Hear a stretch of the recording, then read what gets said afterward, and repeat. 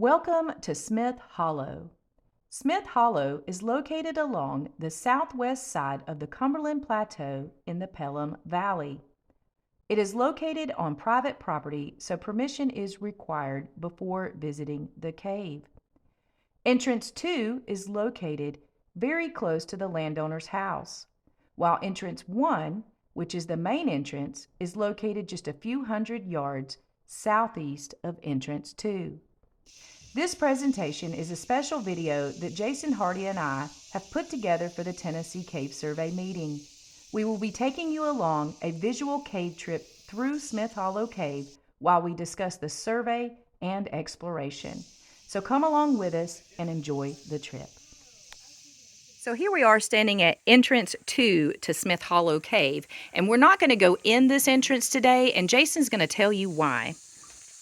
So we're not going in this entrance because it starts off pretty quickly as a swim.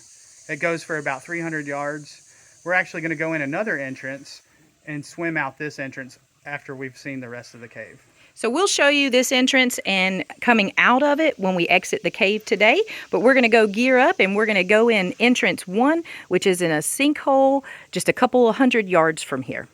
So one other thing very important to note about this cave, if there is water coming out of this entrance and actually flowing through this creek bed and going into the other cave over there, which is Smith Hollow Cave NR2, it is not advisable to enter the cave because where we're going, the passages that we discovered will actually be sumped if the water is flowing out of here. So this is a good indication to know if it's a good day to go in this cave. Yeah, my little friends.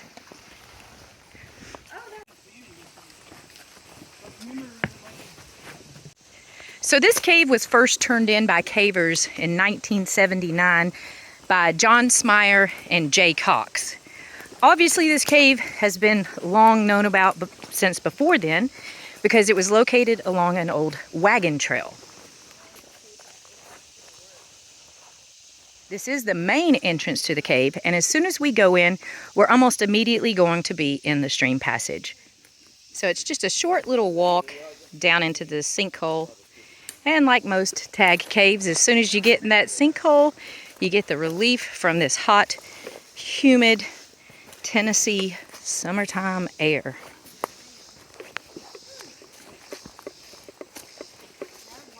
Oh yeah, there it is. There is that cold blast of air that we all love.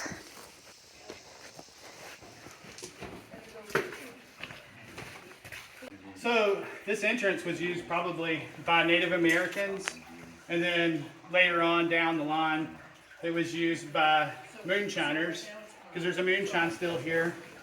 And there was a train depot, or the A wagon trail. wagon depot right outside near this entrance because of the water. So just to show you the remnants here, when there was a moonshine still here, and then obviously there's still a lot of glass. Native artifacts have been found here by the landowners, as well as old pieces of wagons when this was along the wagon trail. So we are down here in entrance 1. When you first come in, the cave splits. Left will take you back to entrance 2, which is the swim out, and we will do later today. But for now, we are going to go upstream and get in some really deep pools of water. A lot of us have on wetsuits because it is a stream cave. Hey, Buster. Buster, you go home, boo-boo. These dogs love to come visit the cave. So right now, you start out in about ankle-deep water, but you very quickly start getting deeper and deeper. Now, obviously, in the wintertime, this water is much higher than it is now, but you're essentially going through some pools of water is what's happening here, is it's pooling up. So it's always deep, this section of the cave.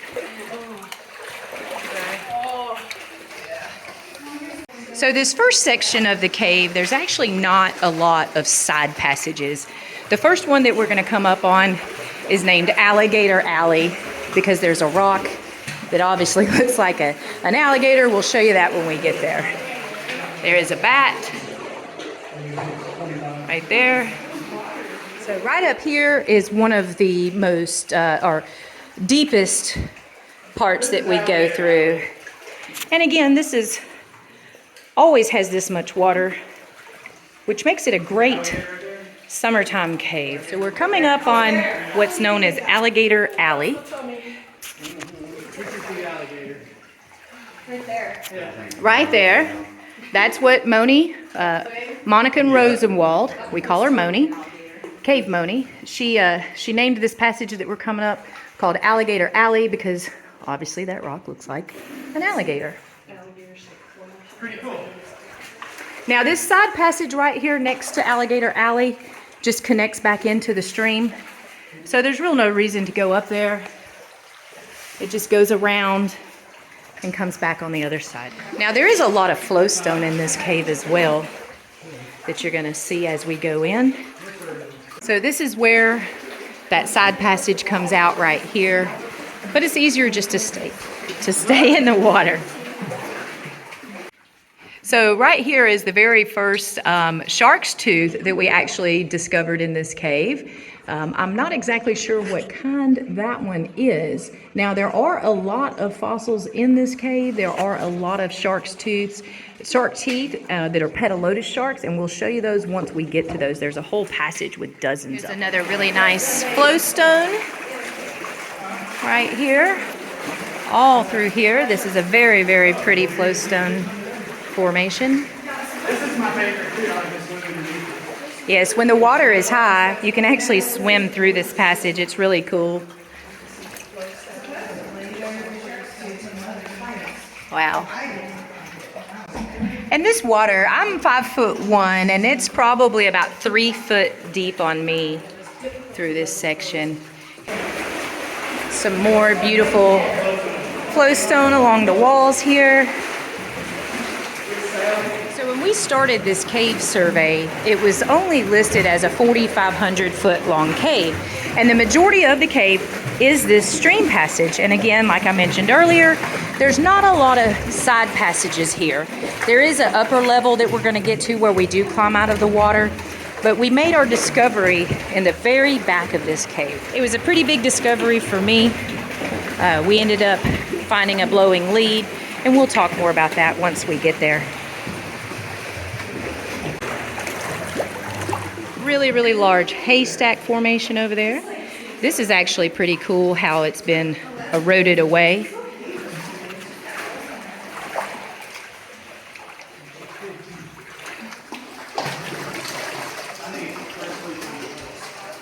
Nice big flowstone formation.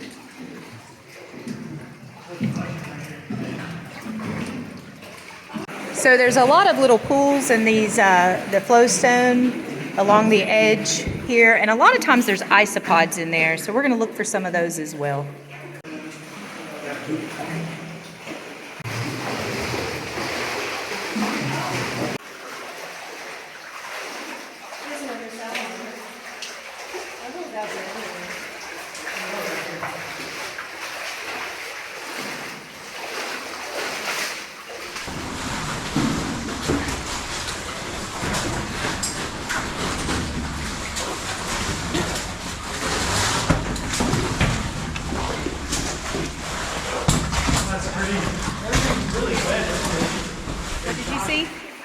I've been looking for a Tennessee cave. Oh, Tennessee cave salamanders, yes. We have also seen those in this cave.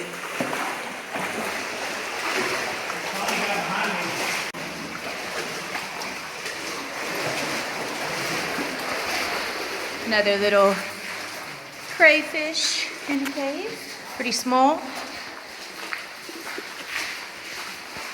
So we're still following the stream passage. Shortly we're going to come to a climb up where we're going to leave the stream passage and go to an upper level. 833. 33 stations from the entrance. It's a nice little area up through here that we go through, looking for some more isopods.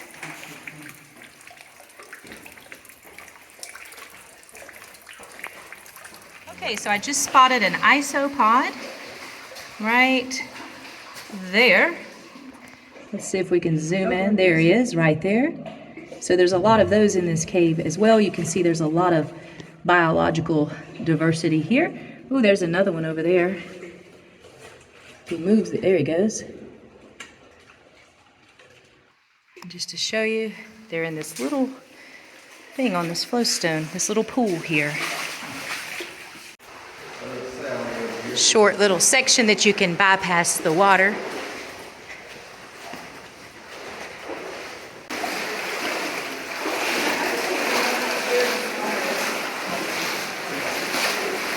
So we are at where we're at the first climb up, and we're going to climb up here and we're going to go to some upper level passages. Now this water passage keeps going. You could certainly continue this way and we'll probably come out this way, but we're going to do a loop. You can climb up here, go see the rest of the cave, and when we come out we can come back this way. On quad 2, if you leave the map on quad 2, this is going to be your gray shaded area from this point forward for the lower level. And then everything else will be upper level above here. So we are climbing up here out of the water, and we're going to explore the passages up here and show you a side passage that goes this way, and then we're going to continue on that way.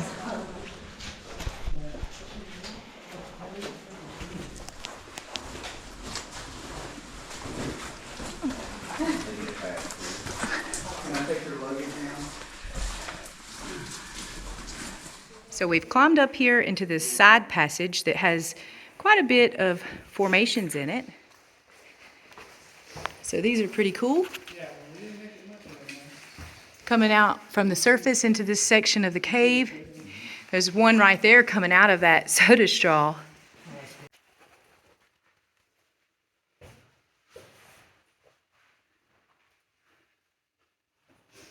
So we just noticed there's another little bat here in this room, right there, showing some of the different formations in here.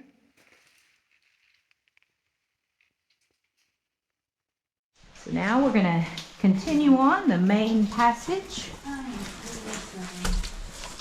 So we were just coming out of that side passage and Jason just saw this really large fossil that's sticking out of the ceiling here. I don't know, it's probably 4 or 5 inches. Robbie, will you put your hand up there for scale? Yeah, so that's a pretty large fossil right there. Pretty cool.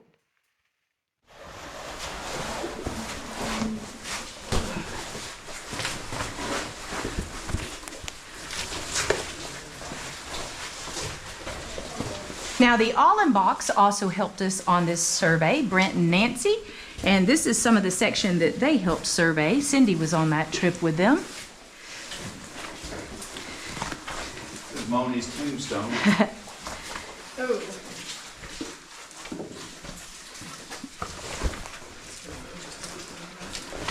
Really cool anastomosis in the ceiling right here in this section.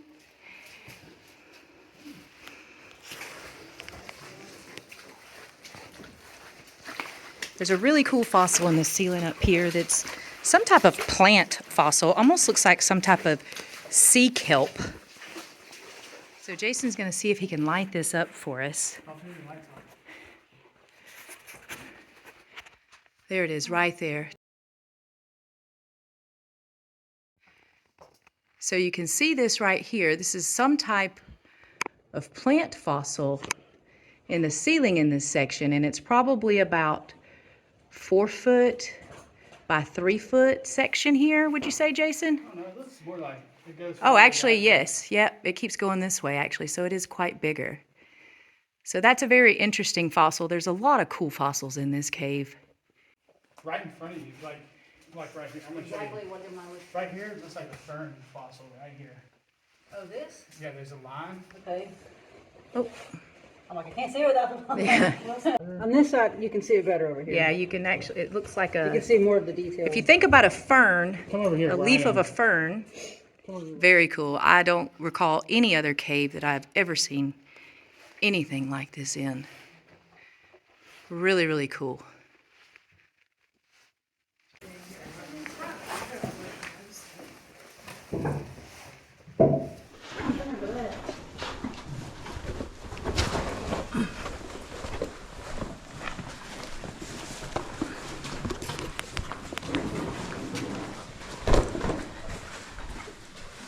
So we are in an upper level passage, just bypassing the stream that is down below us. Probably, how far below down is the stream? 15 feet, Jason? Probably 20. 20 feet below us is the stream. But this is where you come up from the stream.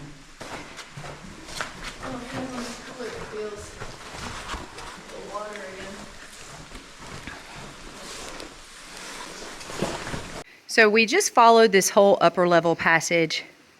This is where it connects back down into the lower stream passage, and we can maybe go out that way and show that to everyone. But for now, we're going to stay up here and keep going. We're coming up on some more fossils here.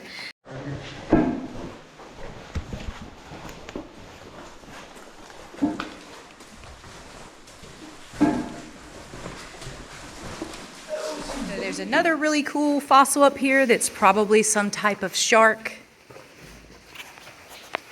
Right here. Look at that. So that's pretty cool too. Lots and lots of cool fossils in this cave. Here's another side passage. We're not going to go in this one today because it just loops around and it's pretty muddy. There's some more cool fossils in there though. I do remember surveying that one.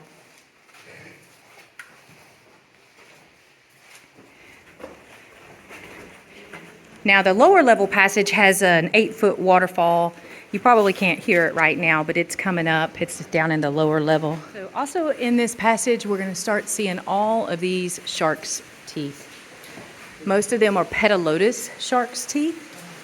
Here's one right here. They are all in the ceiling throughout this section. There's another one there. There's another one there. There's one there. There. One there. They almost look like, that one looks like a little tongue sticking out. Is that a tooth or a more? That is a shark's tooth.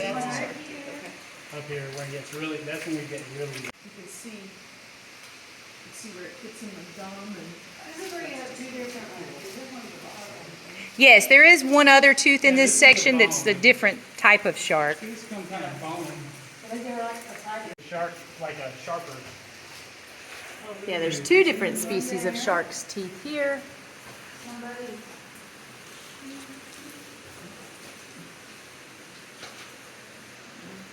As you can see, there are just dozens and dozens of these amazing Petalotus shark teeth in this passage. It's pretty special. There's another one there. Yeah, lots and lots of horn coral as well.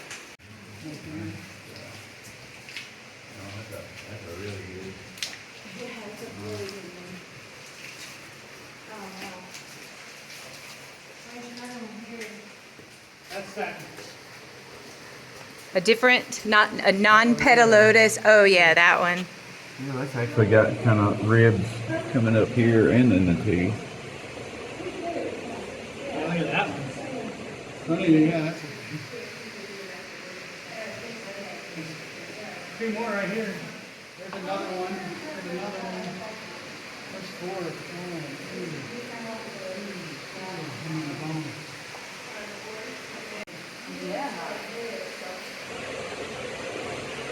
An 8-foot waterfall that goes back down to the lower passage goes down right over there.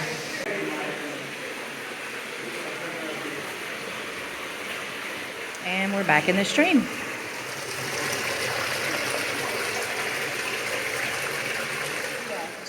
Oh yeah, that's a Tennessee cave salamander. Right there.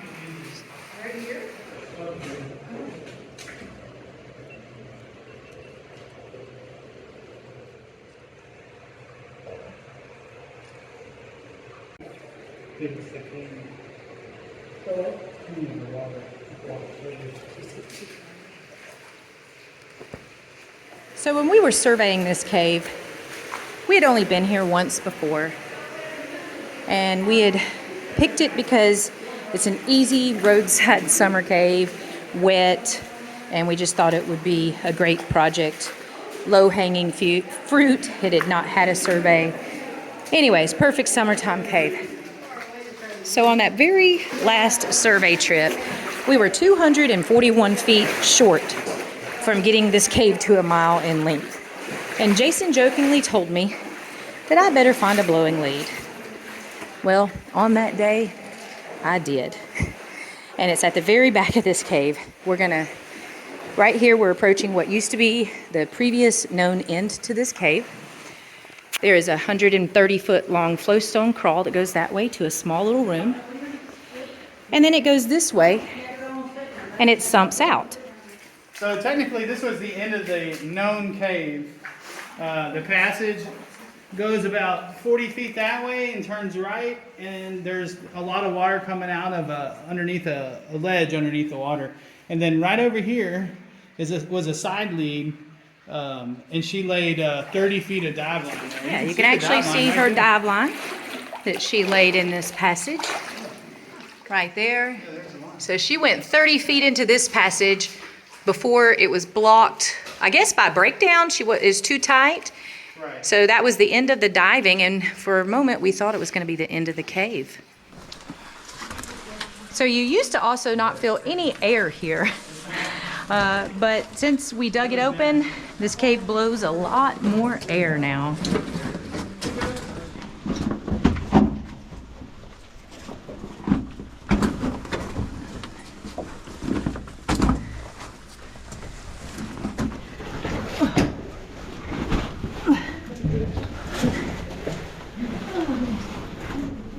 So this is that 130-foot long flowstone crawl. And then it comes into this little room right here. Now this room looks like a mess right now because we spent 4 trips digging open the hole over there where Leanne is.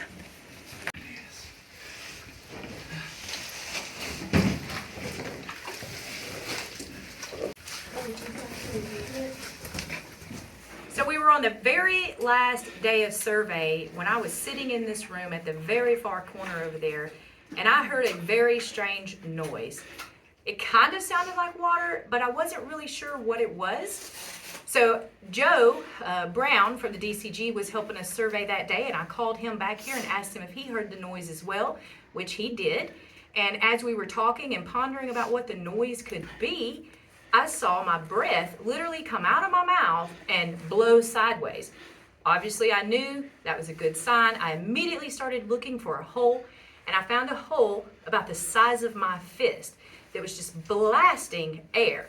So Jason was laying back up in this passageway that we just crawled through, sketching, and I shouted back to him, "I found a blowing lead." His response to me was, "Shut the up," because he thought I was joking, but I wasn't joking. He had been in this area before, so he didn't believe me. He came back here, he saw it for himself. So over the course of 4 trips, we then came back with the help of others, and we dug this passage open that we're about to go through. Now, we named it Kelly's Mud Spa. It's an extremely muddy passage. You got to find your 4-year-old self to go into it.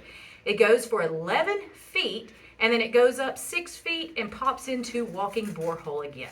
So I'll show you on the map this little section we're about to go through. It connects another very large section and a huge discovery that we made, and we're going to go show it to you, including a really large dome room and a 98-foot waterfall. So let's go get muddy. So here's that blowing lead. Listen carefully. Look at those ripples. They just blow out. And again, this was a hole the size of my fist, and we dug all of this out. Thankfully, there wasn't a lot of rock, so we didn't have to do any rock modification. It was mostly mud and some soft rock. But it does now permanently stay with water in it.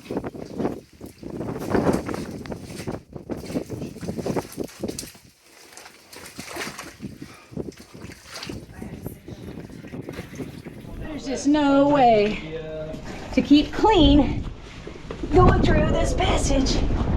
Just no way at all.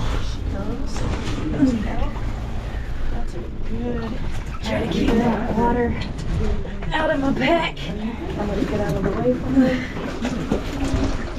Oh my goodness, it's so muddy. So muddy. It's only 11 feet though. Yep, it goes for 11 feet, and then we're gonna go up for 6 feet.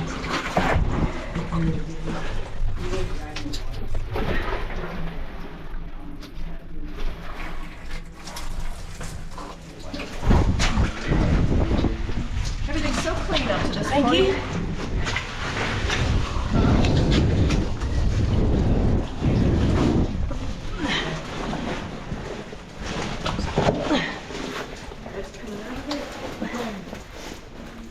I just came through the tube, and here comes Jason. Oh, the day that we popped this open, pushed through that last bit of mud and looked up and were able to see ceiling right here, we were so excited.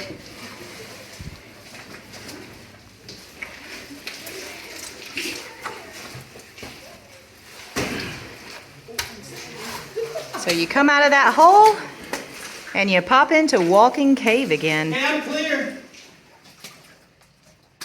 Wow, that's a lot of wind.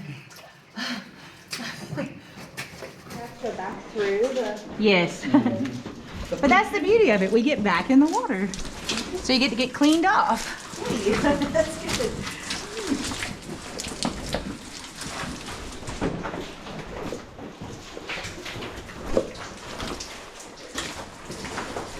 So we've obviously created a really nice trail through this area. We tried to be very careful with our impact on the cave, being that this was all virgin cave when we found it. So if you do visit this cave, please stay on the trail.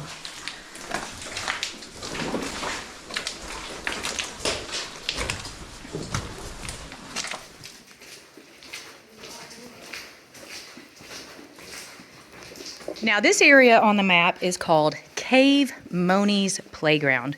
So this is where we get, there's a window into the lower stream passage where there was obviously a big collapse here. So you get access to the water again.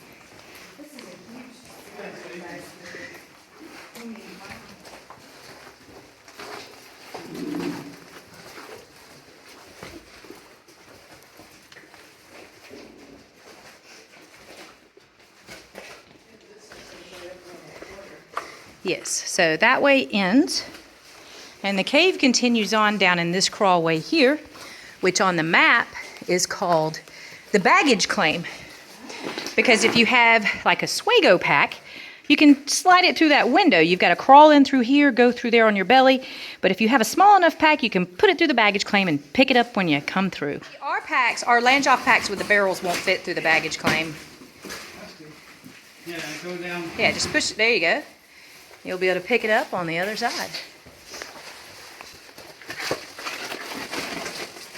This is more like your kind of thing, so I'm down here. He's like, this is And thank you for flying with Delta. You can pick up your bags at the bottom of the baggage claim. Now, remember back at the entrance 2 when I told you if water was coming out and flowing down the creek on the surface, that this area of the cave can flood. This whole passage right here can sump. So again, it's extremely important. If you visit this cave in the wintertime, you check that stream passage, because if there's rain in the forecast and the water's already high, you could most certainly get trapped in this cave. So take that into caution.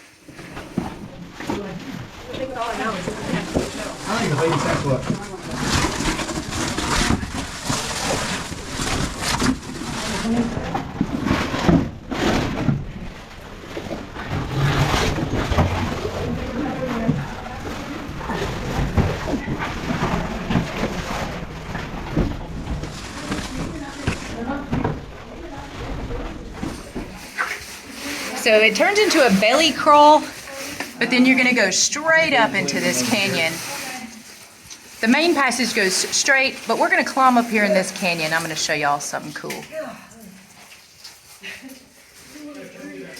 Okay, so we're gonna go up in this little canyon passage. It's gonna get a little tight and grabby.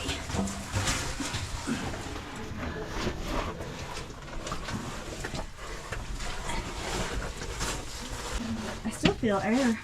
Oh yeah, this connects to the dome room. But where we're going, we're gonna be about 30 feet above the stream. Up here behind me, we're gonna go up here.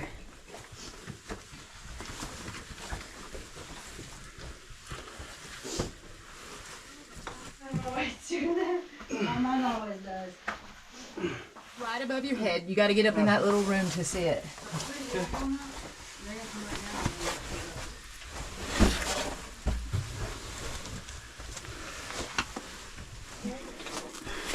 Okay. So, here we are. We're in this little room, right? Okay.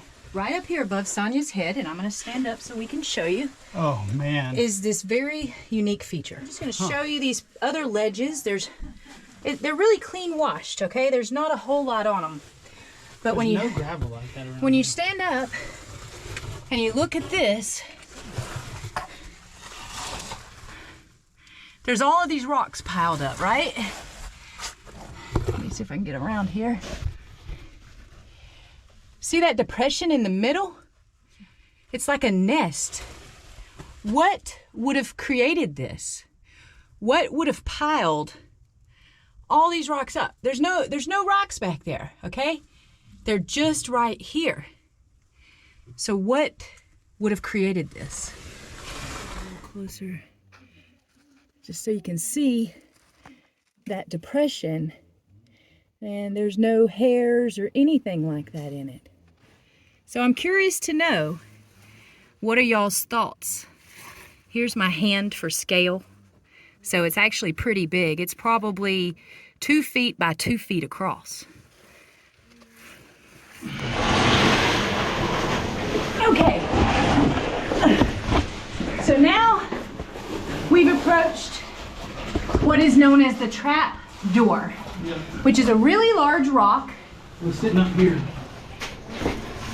It was sitting along this ledge. We could hear the stream water below. The passage continued this way, but it gets really tight. About an 8-inch squeeze if you try to go I straight. think So this big rock right here was sitting a couple inches off the ground here, but we could peek underneath and see. So Jason took a big sledge and bam, bam. And this rock literally just went boop. So that's why we call it the trap door. We're gonna climb around it and we're gonna be immediately in the stream passage again. Yep. So, I'll go. I don't even like to touch it.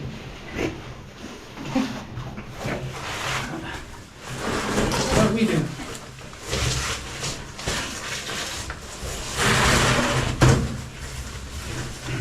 And then you see he's going right behind the door.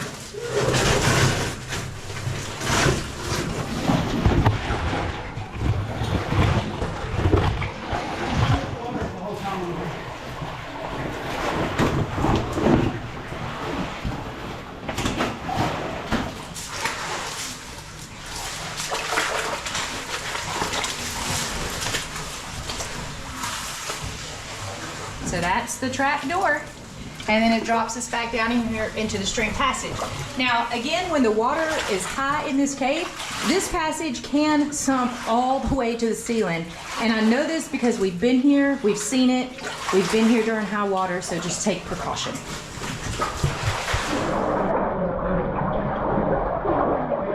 But this right here can get very, very low.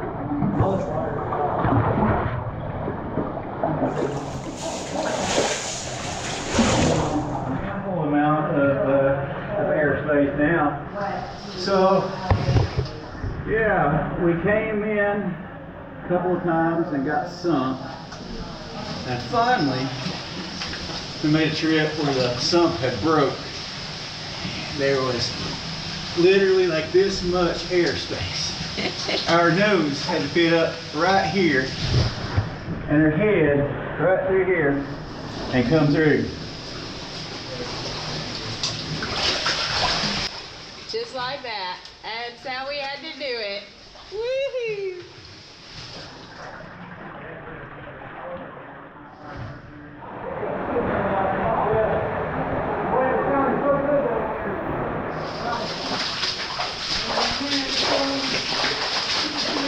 So, yes, so this is the 10 foot, or what's it called on the map? Like a breakdown climb up. So the stream passage is going to end here in about 50 feet. And so we found a way to climb up this crazy looking breakdown. It just looks scary out that down there, doesn't it? Yes, it looks very scary. So the stream passage just comes to a dead end right there. So we're going to go up.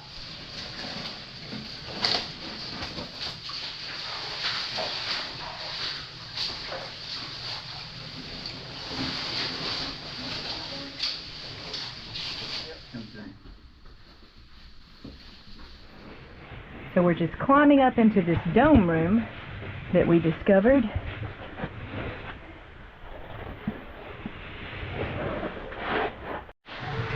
So you come up this crazy breakdown climb up and woo!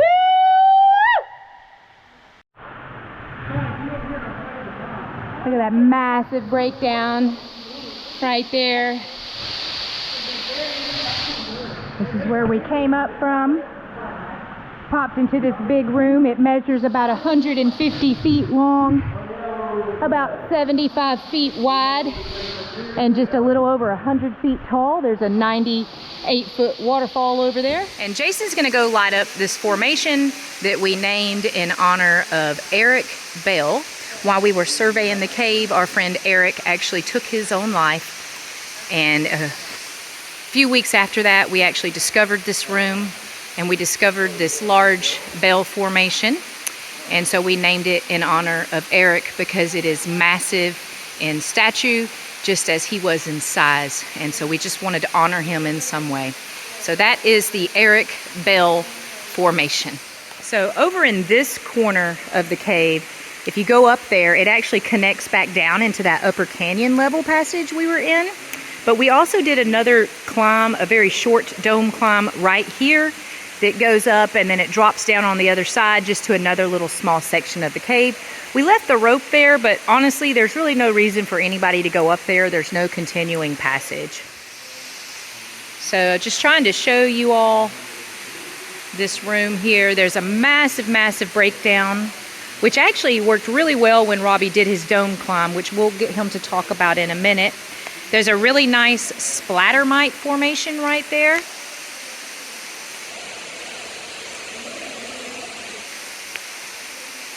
And then we're going to go over there and go down behind this rock and go over to the waterfall and show that to you. So when we discovered this room, we knew we were going to have to do a dome climb. We could tell where the water was coming from, way higher than we can get to. So we called in our good friend Robbie here to assist us with that. And I'm going to let Robbie talk a little bit about what he did in this room with his dome climb. Yeah, so we started out climbing over here by Eric Bell. There's a little pitch, probably, I don't know, 20, 30 foot, something like that, I think. And we done that on day one and maybe half the climb by the waterfall on the first trip. So we probably got up maybe 50 foot on the other ledge. We come back to a return trip, and I think we was flooded out. Was we sumped out on the second trip? Yeah.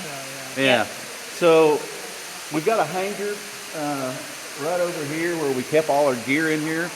And funny enough, I had gear stuck in two caves because me and JP had a project going on at the same time as this one with gear in a cave. So we had gear sumped in this cave, gear sumped in another cave.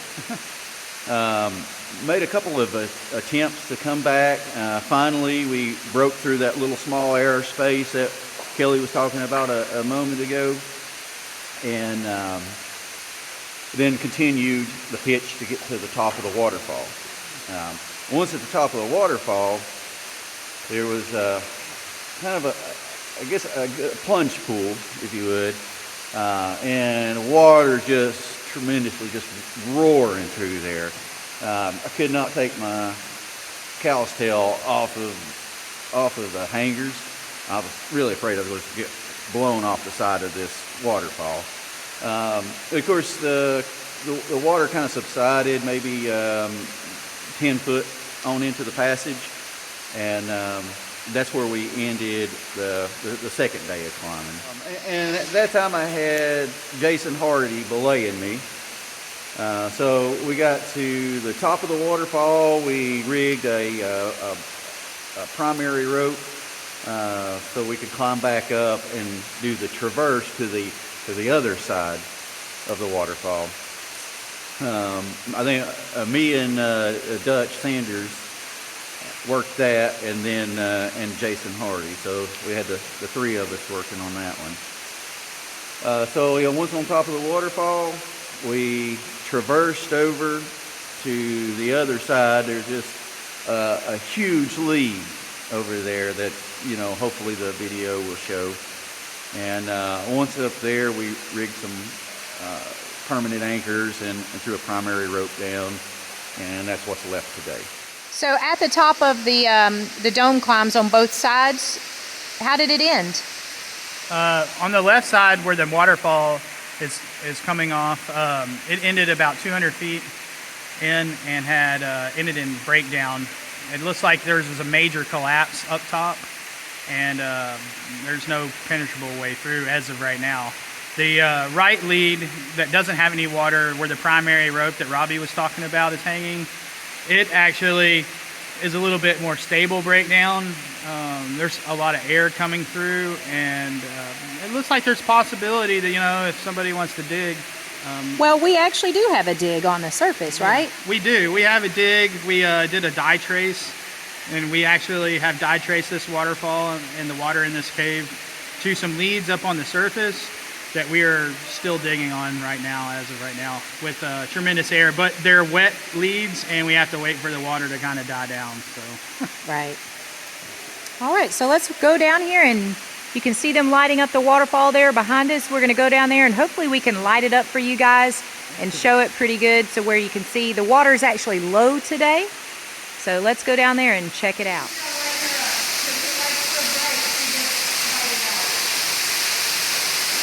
Look at this waterfall, y'all. Obviously in the winter months it's pumping a lot more water, but Robbie climbed all the way up there, which that passage shut down. He then traversed out across and went into this other lead that's up here that I'll show you in just a second. So the other lead is up there. I don't know if you can see in the video, but we've got the rope that comes down, and we've got it tied out of the way there. We've got a lead on the surface, so maybe this cave will continue to be pushed and we'll get some more footage out of it.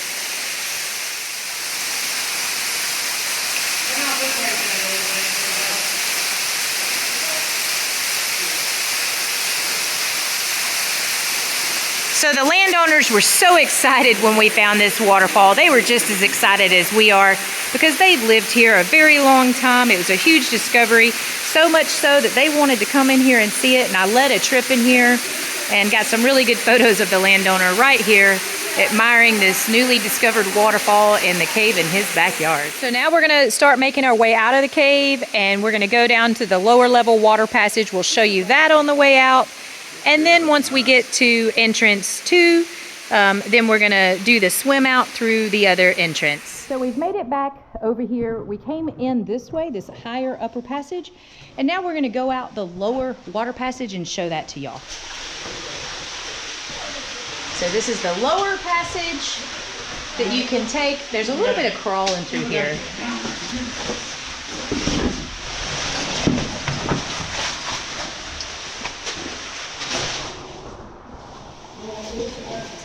Pretty crazy looking blades.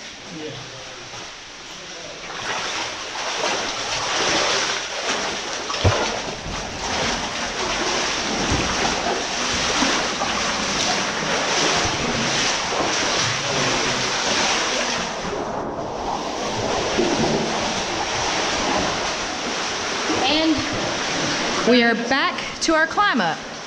So we did a little loop there by taking you through the upper passage and then to the big room and back around. So we've made it back to the main entrance, entrance 1, which is right there.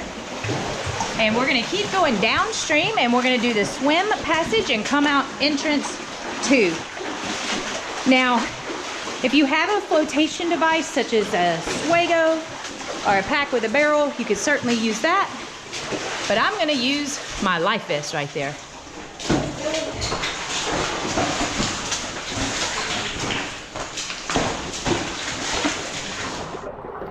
This is where we get wet.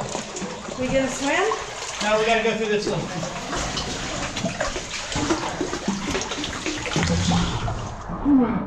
Right through that.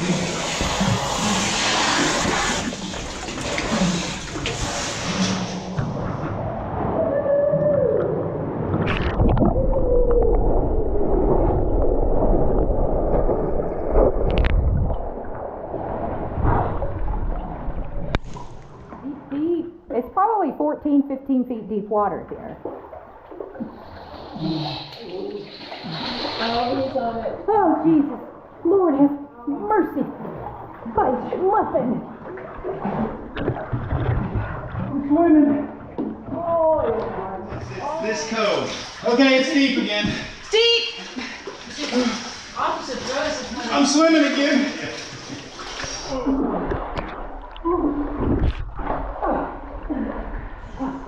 I just can't move fast. I'm one-handed here.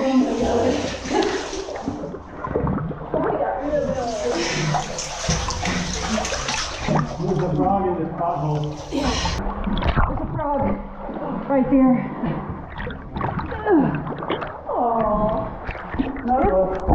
Is this the one? Another low spot. Maybe you kind of hold on here. I don't got no bottom yet. Oh yeah. You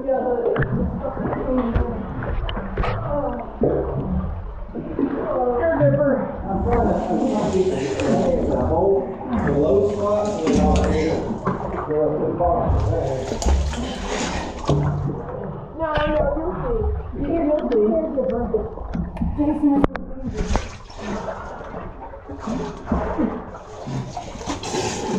That's the low spot.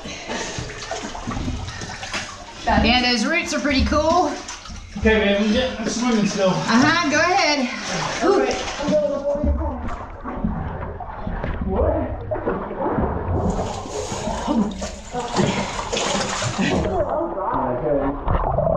We're going to swim like this, but you can't take the water. Exit. Entrance 2.